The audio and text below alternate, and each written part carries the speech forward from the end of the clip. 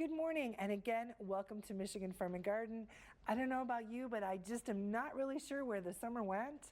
It seems like it has been such a busy year, packed with information, and here we are with another show that we have packed with more information to kind of get you up to speed and share some ideas and talk about some companies and things that are going on right here in our great state and really help celebrate the bounty that we have here in the state of Michigan. My first guest this morning is Chris Johnson.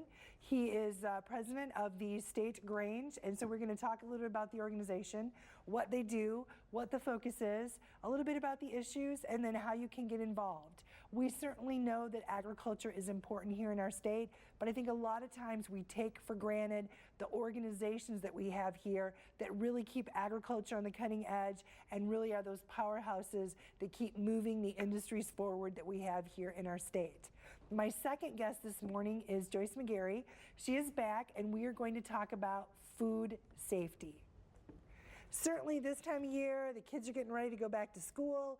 We kind of have to have that mind shift and start thinking food safety in school lunches. So we're going to hit some of the do's for you so you remember what you need to do and kind of have a little bit of a refresher. Then my next guest, she is Marcy Bishop Kates, and Marcy has a very interesting venture. She has a new kitchen incubator called IncuBaKe. So Marcy's going to be here. She's going to talk a little bit about how that came together, talk about what it is and how it works. Then she's going to come back, join me for the recipe, and show me how we can use one of the products to make a recipe. So folks, really on the show this morning, we are going to go full circle, talking about the grower perspective, organizations, what we need to know for food safety, and how we can get products out there in the marketplace. It's going to be a great show. Stay tuned, and we will be back with our first guest right after the Michigan Farm and Garden Fact of the Week. It's time for the Michigan Farm and Garden Fact of the Week, brought to you by the Corn Marketing Program of Michigan. Michigan's food and agriculture sector contributes an estimated $91.4 billion to Michigan's economy. That's an increase of more than 50% between 2004 and 2010. For more information, go to productcenter.msu.edu.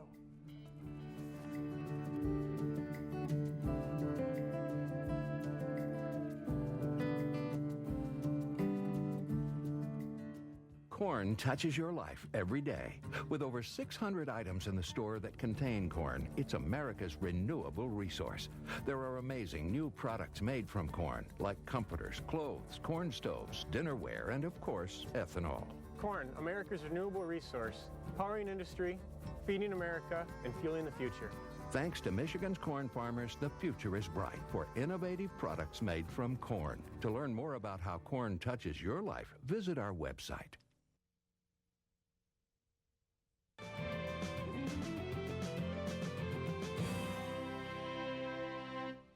And welcome back. We are back with Christopher Johnson. He is the master president of the Michigan State Grange and also involved as an officer on the national level. So, Chris, you got the bases covered. Yeah. Welcome to the show. It's good to have you here. Thank you. I'm going to have you start and just tell us a little bit about yourself. Okay. I've grew up out in Shiawassee County. I've worked in Lansing for the last 11 years almost. I've been involved with the Michigan State Grange since I was about 5 years old. I've been around the country several times and visiting other granges in other states and having a fun old time. Well, and I think, I mentioned the importance of the organizations. We have so many good, strong ag organizations in the state. Let's talk a little bit about the Grange and a little bit about the focus and what they do. Okay. Well, we've been around for 140 some years at this point. We've been very strong in our legislative work towards promoting the agricultural industry in the country and in the state. We've worked with the United States Postal Service towards getting rural free delivery back in the early 1900s, late 1800s. Wow. We've kind of hit from being just agriculture to going to every sector of the country. Most of our members work anywhere from being a farmer to being a lawyer. It's a pretty broad spectrum of membership, and we can service more people that way. Well, and certainly I think too, we talk about folks getting further away from the farm. You need to be able to educate, and I know you guys look at a lot of those projects that are not just education, but also have some of the community service and really kind of help bring that around. Right. We've, with one of our community service projects we've started doing over the last few years is known as Words for Thirds, where we donate a dictionary to the third graders. My local chapter has donated almost 10,000 dictionaries, and I think this year we're going to hit the 10,000 mark in the last 7 years. Wow. We service a lot of the schools in this county, and then with the agriculture, we have what we call the Junior Grange, which is people from the ages of 5 to 14 that basically run their own little grange. We've started a garden around our hall.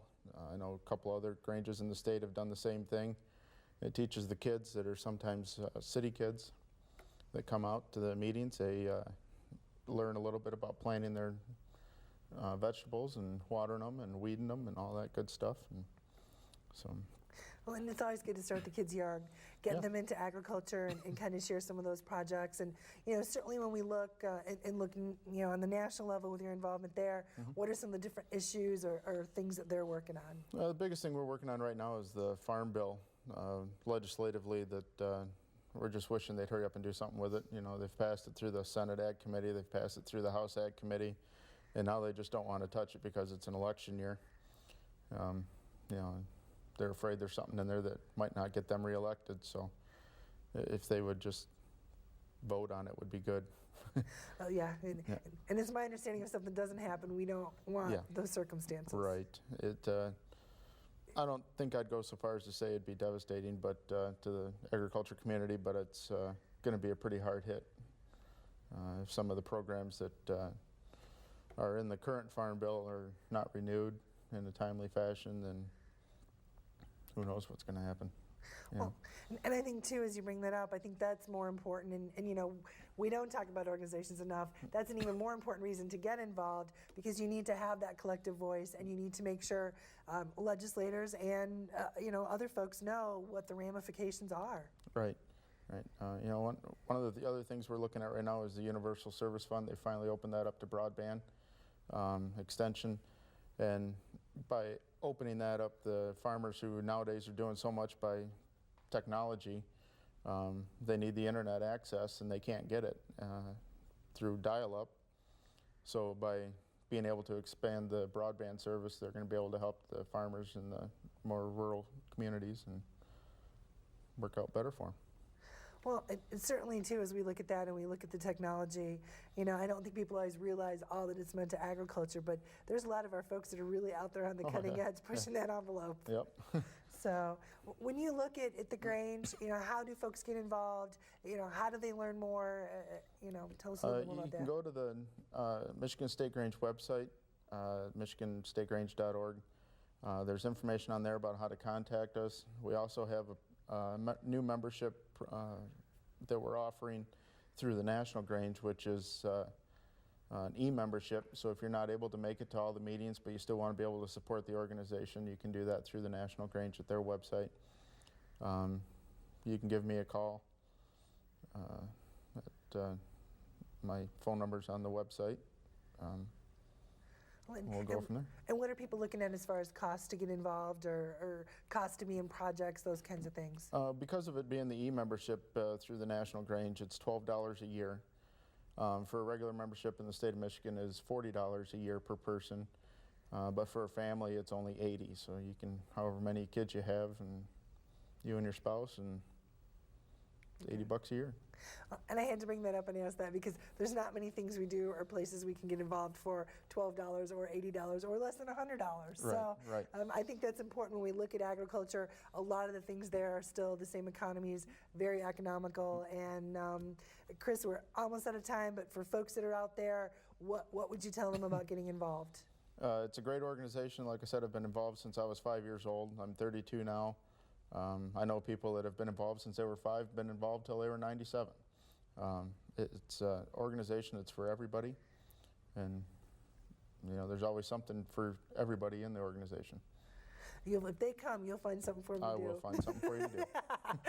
Chris, thank you so much. Thank you. We appreciate it. Folks, again, we know how strong agriculture is in our state, but we get that strong agriculture from those strong organizations that help and support the industries that we have here in our state.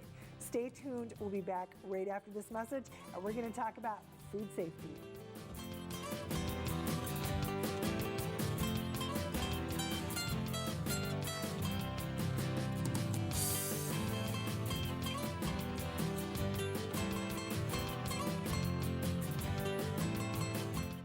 The Cherry Marketing Institute wants you to know about tart cherries. Cherry's red color comes from powerful antioxidants. Available year-round, it's easy to incorporate cherries into your daily diet. Visit choosecherries.com. Michigan's 1,000 apple growers take pride in producing delicious apples from one generation to the next. From the Great Lakes come great flavors. Look for locally grown Michigan apples. Have Jody speak at your next agricultural event. Go to jodylive.com.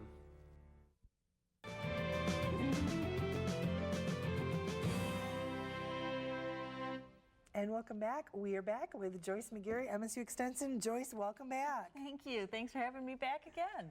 It's good to have you here, and we're just talking, it doesn't seem like it can be time for school to start. It sure doesn't, but it has, so this gives us another opportunity to talk about food safety.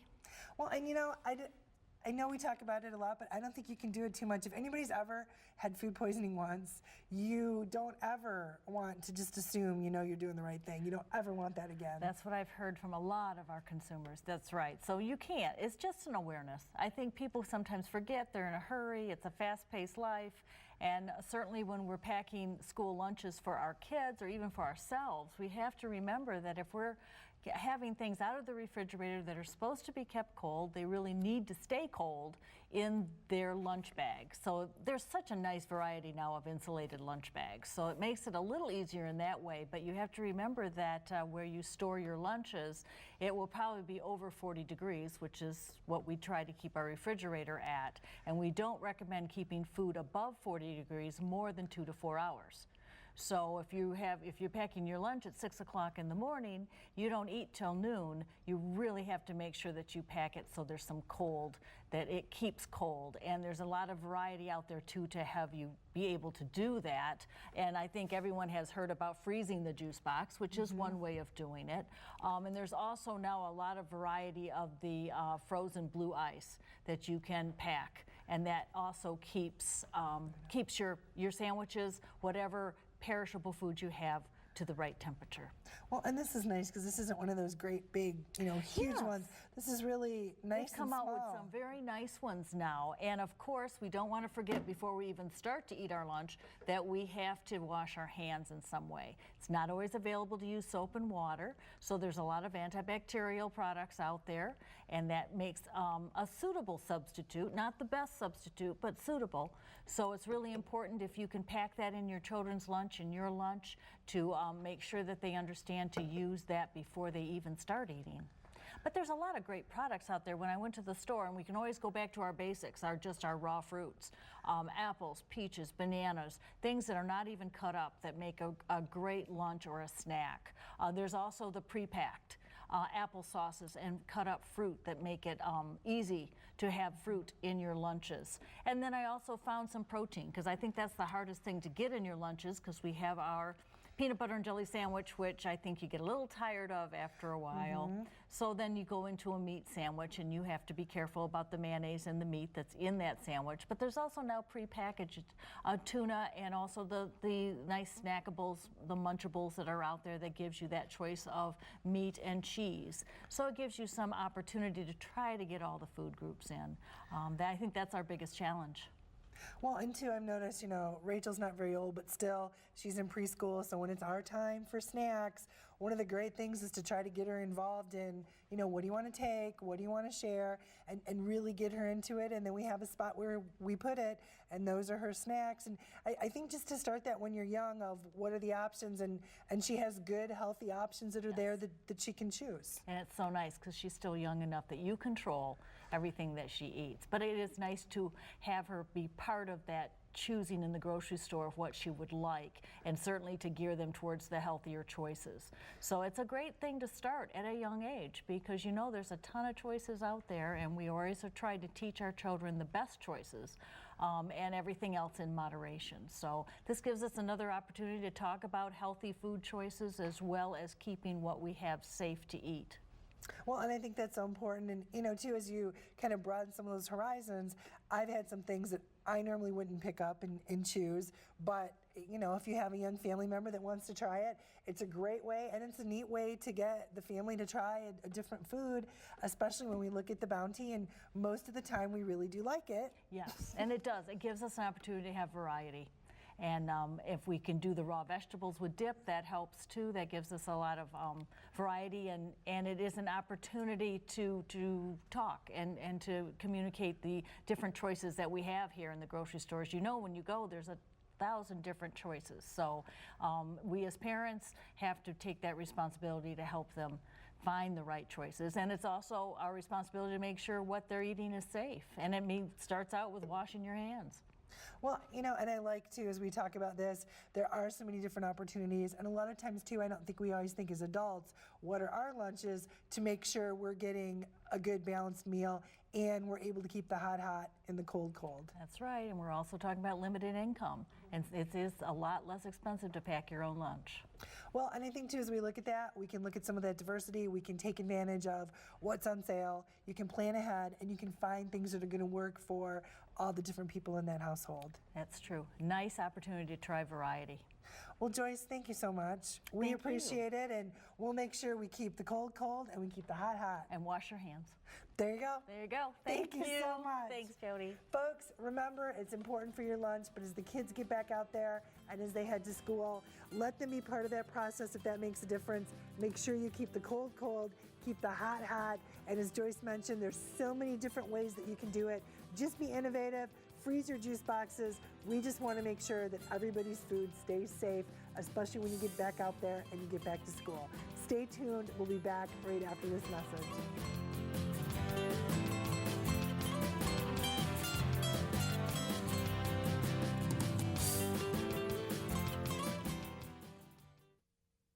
This chicken is beak over claw for meal made from U.S. soybeans.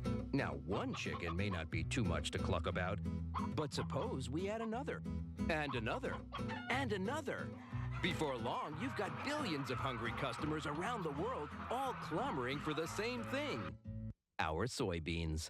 Learn more about the billion-dollar appetite of animal agriculture at BeyondTheElevator.com. Brought to you by America's soybean farmers and their checkoff.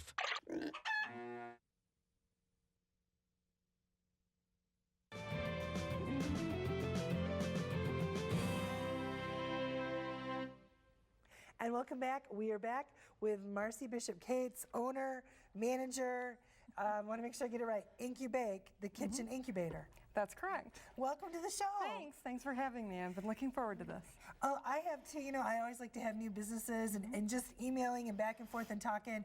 I love your energy and your enthusiasm to get something new and going. So I'm going to have you start. Tell us about yourself, and then we're going to talk about how you kind of pulled this together and got this started. Sure. It was kind of a crazy story. I'm actually from Michigan. I was born here more years ago than I want to admit. I grew up in Hudson, about an hour south of here, and I did attend Michigan State University, and then I moved away. So I was gone for about 13 years. Finally had the opportunity to relocate back about 8 years ago now, and got very involved in the local food scene, worked with some AmeriCorps programs that were doing local foods, farmers markets, became chair of our local farmers market, which has seen a huge growth in Holt. And as a result of that, found out that there's a huge need in this area for kitchens for people to rent to make their foods. And so about a year ago, I think it might have been my midlife crisis, I decided if I don't become an entrepreneur now, I'm never going to. And I found the perfect building, and we decided to go for it. So we now have a 3,200 square foot facility where we help small food businesses get started from start to finish. So they go from an idea all the way to the store shelf. Well, and I think that's so important because, you know, you never know what can you make at home, when can't you make at home, what are the laws, and you know, as Joyce and I talked about it, food safety is so important. We know nobody would do something on purpose, but you need to make sure that you're hitting those guidelines. So let's talk a little bit about that too. Sure. So we are lucky in Michigan. We have the cottage food law, which Jennifer Granholm passed a couple of years ago, and that allows for small quantities of certain very safe, non-hazardous foods to be created in your home kitchen. But it's very limited, and they have to be sold directly to the customer. So if I was doing it, I could sell directly to you, but I couldn't sell to a store, I couldn't sell to a restaurant or online, those types of things. So it's a way to get started, test your market, those types of things. See if this is really something you want to do. But like I said, it has to be non-hazardous type foods. So bakery stuff typically, but nothing that has to be refrigerated. It can't be salsas, it can't be pickles, those types of things. When you get into doing those types of things, you really have to have a license, and it's an MDARD license, and you have to be in a certified kitchen, and that's exactly what we do. And so many of our clients are former cottage food folks who found out that they have a great product that people love, they have stores that want it, restaurants, whatever, and so they've come to me, and I walk them through that process. They learn how to get their license, how to maintain their license, and then go from there. Other ones are things that, you know, they just couldn't do in cottage food to start. So there's kind of a duality there of the types of businesses that we work with. Well, and I know too you have some products, you brought some products to show us, which I think is wonderful because we always want to know what's coming out and what are some of the new things. We have some great foods that come out of IncuBaKe, which is really exciting. And this is a really small sampling, and I couldn't bring everything because obviously my bakers, everything's fresh as they go. So we have 4 or 5 bakers who do a lot at IncuBaKe, wedding cakes, cupcakes, just a whole variety of things. I also have some fresh food stuff, so galumpkies, stuffed Polish cabbage rolls, which are amazing and are doing really great. Pierogies, those types of things. But then we have these shelf-stable products. So a salad dressing, a spice mix, which is back here. This is a little company that makes a whole variety of dip mixes, cookie mixes, soup mixes, those types of things. Salsa, like I mentioned, you can't do salsa under cottage food. Jams and jellies, those all use, they're very unique jams and jellies, different flavor combinations, and that'll actually be featured in the recipe I'm going to talk about. Mitten Munch, which is this one in the front, is an organic trail mix bar, which I can't believe that comes out of our kitchen. It looks so professional, so that's very exciting. They're a brand new company. And then this is Sugar Bark, which is a ridiculously addictive sweet snack. That's always good. Yes, yes. Well, I know there's so many folks out there that are looking for opportunities like this, so it's so cool to have someone to go to who can kind of help walk through that process. And Marcy, you're going to stay and help with the recipe. So I do want to take a break because I want to make sure we have plenty of time to go through the recipe. Okay. But then I want to talk more about folks who are wondering, is this for me? How do they get started and what do they do? Sure. So if that sounds good? That sounds great. Folks, we're going to take a quick break. Marcy and I will be back right after this spot, and then we will share with you a wonderful recipe.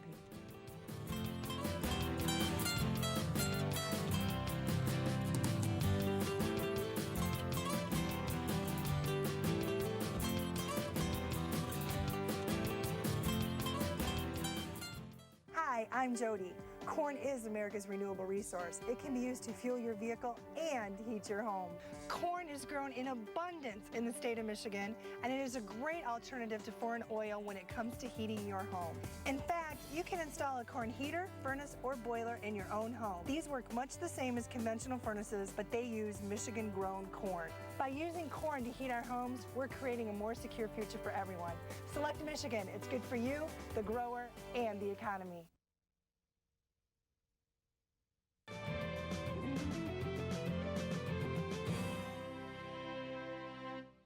And welcome back. We are back with Marcy Bishop Kates of IncuBaKe, and we're going to take one of the products that came through IncuBaKe and have you show us how to do that as a recipe. Sure, I'm happy to do that. So this is a wonderful little company called For the Love of June, and June was these ladies' grandmother that taught them how to make jam.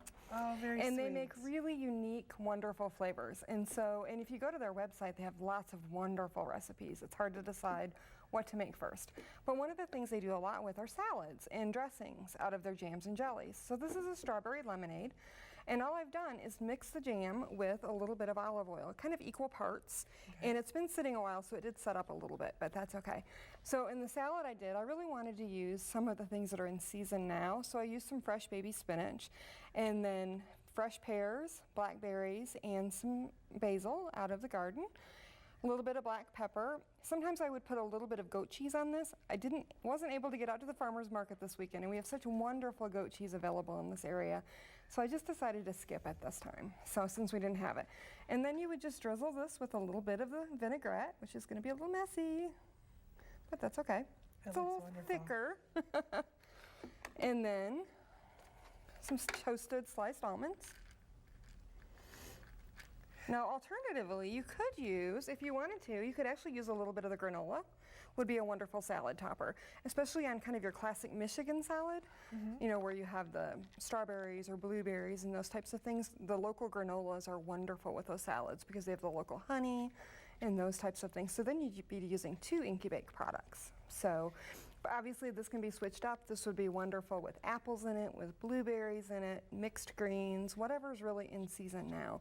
We're getting ready to have fall raspberries, which I'm very excited about.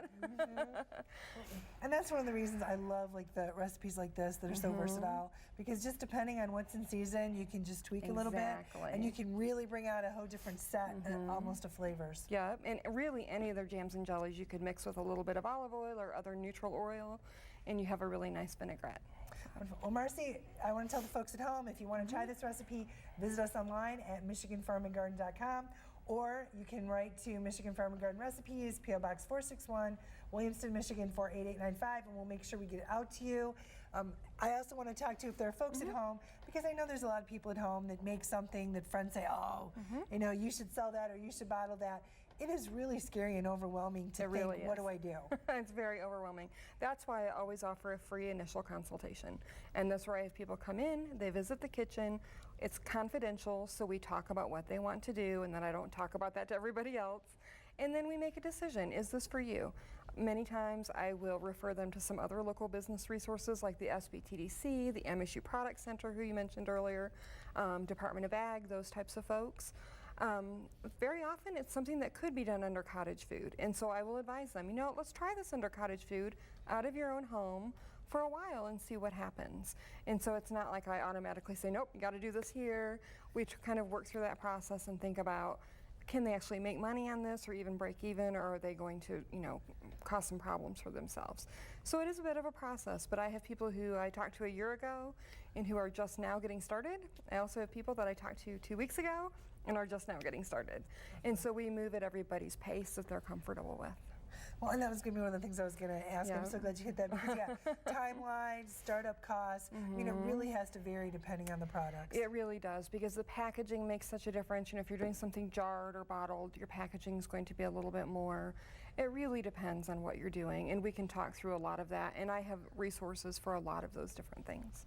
Well, and I would think too, you know, I know we hear restaurants, you know, 50% of the restaurants that startup fail. I know it's tough to get some of these businesses up and going. So I think to have that help is really invaluable. And we've been pretty successful. We've licensed 24 new businesses so far in the last year, which is exciting. And 16 or 17 are still very, very active, producing at least a couple of times a month. So we're, you know, very proud of that. And many of these that I brought today are producing about once a week. So wow, very good. And time's still available, so if folks are out there. There is time available. It's getting a little busier, so it's a little more challenging, but we have nighttime hours available. So if people have full-time jobs, you know, we definitely have those hours available. There are some weekends available, so we're starting to kind of settle into a more regular schedule, so I think it's easier to work with that. Great. Well, Marcy, thank you. Thank you so much. Thanks for having me. Thank you for the wonderful recipe. Folks, a little bit more information if you're out there. If you're wondering, are there opportunities for you? There certainly are. Think about those. Have a great week, and I will see you back here next weekend. Bye-bye.